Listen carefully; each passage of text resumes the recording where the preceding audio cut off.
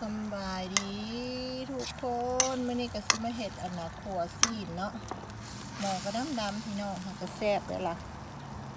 มาเด้อพี่น้องเด้อมากินน้ำกันนี่แหละขัวไปขัวมาสำหรับอันนั้นคนเฮามีงบน้อยพี่น้องก็เนี่ยนี่ล่ะเฮ็ดอันนั้นหม้อน้อยๆกระทะดำพี่น้องค่ะก็จะเป็นตะแซ่บเด้อล่ะมาเด้อมากินน้ำกันนี่แหละกำลังขัวอยู่พี่น้องใกล้แล้วพี่น้องใกล้เสร็จแล้วเนาะนี่พี่น้องเสร็จแล้วอันนี้ก็ขั้นตอนต่อไปเนาะก็เอามาใส่จานนะพี่น้อง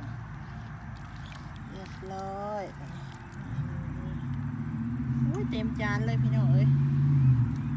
มาเด้อมากินน้ำกันแบบเลยได้พี่น้อง